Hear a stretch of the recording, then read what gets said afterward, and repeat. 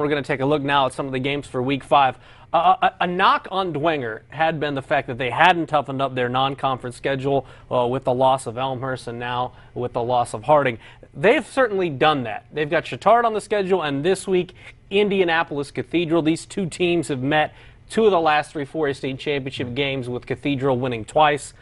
What do you anticipate on Saturday, because it is a Saturday game, between the Fighting Irish and the Bishop Dwenger Saints? Well, I don't buy into Bishop Dwenger hasn't played a tough enough schedule, and so that's why they've lost to Cathedral for those two state championship games. They've played them very, very tough in those state championship games. They've moved the ball against them. They've made defensive stops. So it's not like they went down there and got blown out. They've played them well.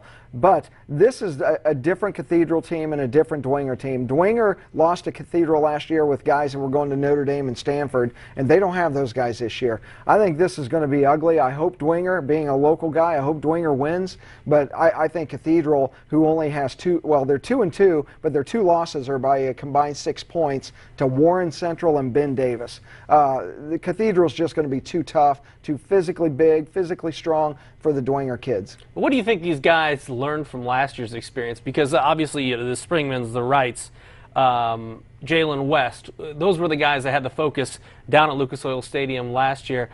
These guys aren't going to be in awe of Cathedral, because I know Coach Schwarzkopf's going to do a great job, but they have to be anticipating a really tough ball game. Oh, yes, they definitely do. But, you know, playing in the SAC, you see the athleticism that Cathedral brings in teams like Northside. Even Wayne is an athletic team. So there's nothing about the athleticism of Cathedral that will overwhelm Dwenger. There's nothing about the environment that will overwhelm them. They played in Lucas Oil Stadium. So, you know, it's not going to be a matter of Dwenger is in awe and it takes them a half to get used to everything. They're just not good enough to beat Cathedral this year. That's all it boils down to. Cathedral is going to be better in all facets of the game. Dwenger's running the ball better lately, but it's not going to make that big of a difference. Cathedral's going to win this easily. I do have to give credit, though, for Coach Schwarzkopf and that staff upping the schedule, making it even tougher to get ready for a state playoff run. Let's move on. We touched on the Chargers about their last week game. I was at the second half of that game to see them beat New Haven 17-14. Grant Wilson did a nice job at quarterback for the Chargers. They've got East Noble this week, so you're talking about two teams that are 3-1, and both of them need a win to even stay in the conversation in case Homestead slips up. So how big of a game is this for both of those teams heading in?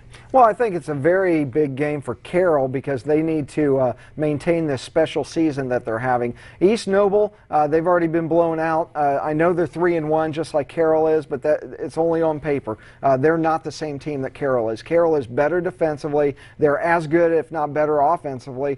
Carroll's going to win this game with a little bit of breathing room. I really believe that. Grant Wilson is really doing a good job for Carroll. He runs the ball well. He passes it effectively, and like I said before, the defense is just really, really strong for Carroll. East Noble's not that strong. I know Evan Croy ran the ball well for them last week, nearly 200 yards, but that was against DeKalb. This is going to be a much more difficult defensive challenge for Evan Croy to run against. Michael Spears is effective at times, but East Noble is not the East Noble of last year. Carroll wins this game relatively easily. Yeah, Croy almost had 200 last week. Spears had a $120, I think. So they do run the football, and they got some big hog mollies there in the middle to push the line. But when you take a look at what Doug Dinan has done, you mentioned it a little bit, a toughness, bringing that Snyder mentality over. Has this progressed faster than maybe you thought when he got there, that it might take a few years, or because of the athletes that we see in Carroll in every sport, whether it's 2 championship rings in baseball, state semifinals a couple years ago in hoops? Is this kind of a perfect storm right now? Well, it is a perfect storm, but it is taking, or it's been quicker than I thought it would be. I thought Doug Dinan would get the job done, but I thought maybe year 3, year 4. I mean, you really have to get into the feeder programs, the middle school programs, and kind of develop that mentality and then watch those kids grow. He's done it overnight, and I think that's a testament to what you said, the athleticism that Carroll hallways have just walking through it. There are kids that aren't even on the basketball team that are great basketball players because of the sheer numbers involved. Carroll has a lot of talented athletes. In fact, here's a great story. I was told by somebody, a Carroll parent, that Tyler Alt who obviously was great in basketball, may have been the best baseball player in his grade at Carroll until he stopped playing baseball and focused on basketball. That's how good the athletes at Carroll are, is that they can kind of pick and choose, and the athleticism and the sheer numbers that Carroll has in its enrollment is just overwhelming. And when you take a look at the ACAC, sheer numbers are always on Leo's side, as they're now bumping up in the playoffs from a 3A team to a 4A team. So they're the giant of the ACAC, and they're playing like it. 4-0 right now, and they've got a game against South Adams, who's also 4-0. Going to be at South Adams, so that's going to be our highlight zone game of the week. A couple of undefeated teams. I wouldn't be surprised when the polls come out later today to see see Leo perhaps in the 4A top 10. As far as this game goes, South Adams has played well defensively this year, but they haven't played a team like Leo. No, they haven't, and it's going to be very similar to the Adams Central game, where Leo went down and just manhandled Adams Central. Just the sheer numbers of their enrollment and the physical size of the players. It's just too much for a school of that size to take. Now, I think South Adams will play them more competitively, but they're going to have a better balance offensively. South Adams is going to have to figure out a way to pass the ball. If all they want to do is run the ball against Leo, that's not going to work, because they'll just stack the line of scrimmage, and they'll slow down that running game, and then South Adams is really going to be in trouble. So I look for Leo to win this very, very easily, but South Adams does have the offensive capability putting up some points against them. Yeah, they've had some interesting games. I think their numbers are pretty good, averaging over 30 points a game, but that's kind of skewed because of the Winchester game. When you put up 76 in the season opener, your numbers are pretty skewed. They had 13 against Belmont. Nick Batt had a touchdown return, so that was a special teams touchdown. Leo's defense is the thing I don't think gets talked about because their offense is so prolific, averaging over 40 points a game, but they're only giving up 9 points a contest. What does that mean if you're South Adams, knowing that at times they have struggled scoring the football?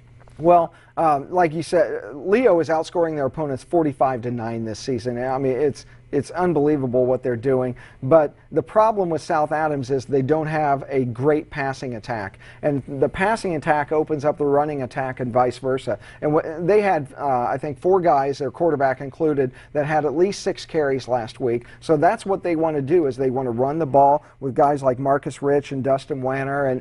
And the problem with that is, if that's all your bread and butter is, and you can't pass that effectively, then you're in trouble, because they'll put 8 and 9 guys along the line of scrimmage. Okay, now you can't run, and you're going to have to do what's uncomfortable for you, and that's passing. And so South Adams is going to have to figure out a way to pass the ball this week, or they'll have no room to run. And that's really what I think will happen, is they won't be able to pass effectively, they won't be able to run effectively, and pretty soon Leo, who can do everything, they can pass, they can. Ryan Leiter was unbelievable again last week. You know, they had other players like Tavon Carr and Gage Corner and A.J. Bush that all racked up big numbers last week. They have too many weapons. So if you want to try to stop Leo's run, fine, they'll pass. If you want to stop the pass, they'll run. And so they're just going to be too much for South Adams. But I think the problem for a lot of teams playing Leo is Leo gets out to that big 14-zip lead after 2 possessions, and all of a sudden you're down 14-0 midway through the first quarter, and maybe you panic a little bit. You do panic, and you have to pass, and so they drop more guys, but they go to nickel coverage and drop more guys in the secondary, and then they end up forcing turnovers, and so it's just a snowball effect. But Leo's just really, really good this year. Leo kind of the homestead, I guess, of the ACAC. When you take a look at this point, I don't know who's going to beat them. Oh, there's nobody that's going to beat them. I know there are 3 teams that are unbeaten right now, I believe, in the ACAC, with Garrett also. But even Garrett's not in Leo's neighborhood. I mean, it's just, they're not that good. But boy, wouldn't it be fun to fantasize about a Leo Homestead matchup, to see how that defense against that offense would match up? Maybe if the conferences get realigned at some point, that will happen. We never know. It's happening in college. I know. It's fun to speculate. Well, maybe we'll have a super conference and have like every team, 20 teams in it, and then one other conference. That'd be great. It'd be wild. Anything else that you're looking forward to? Because next week I want to talk about our mid-season players and teams of the year, so we'll hold off on that. But anything you're looking to, I don't know, learn from Week 5? Well, there are still some other games that are very, very competitive games. It'll be interesting how Northside does at Mishawaka. Mishawaka played Penn tougher than Snyder did, or just as tough, a 1 or 2 point difference there. So Mishawaka is a very, very difficult road test for Northside. Can they go on the road? They did it at Huntington North, but can they go on the road and play a tough team and prevail? So that'll be a good game. Southside Northrop should be a very competitive game. Two struggling teams that are kind of young and growing and trying to build a program. It'll be interesting to see if Northrop can get in the win column against Southside. And then Heritage at Adams Central will be a very good matchup. I think Heritage is one of the better 2-2 teams in the area. They're a very solid team, and obviously Adams Central, who's 0-2 surprisingly in the ACAC, but basically because of who they've opened up with. It's not indicative of how good or bad they are. That'll be a good game. And then Woodland, I think Woodland gets their first win this week at Prairie Heights. It could be a good time to take that big trip to Prairie Heights for Sherwood Haydock's team. Sure. I'm surprised that they haven't got off the schneid so far this year, because I kind of predicted them to be a much better and much more improved team. Not that they're not improved, they just haven't got the W's. Well, it's going to take him a while. I mean, he's been there a month or, a month and a half in building this program and teaching the fundamentals that he once taught. And you got to remember, Woodland struggled for the last few years. So Sherwood Haydock, just in and of himself, and his son Zach, aren't going to completely turn around the program in a month and a half. But they're building, they're getting better every single day, and I think this is the week they get it done. All right, we'll see on Friday night. He'll have you covered all week long. We'll have you covered on the Highlight Zone. He's Tom Davis. I'm Glenn Marini, and we'll see you next Monday.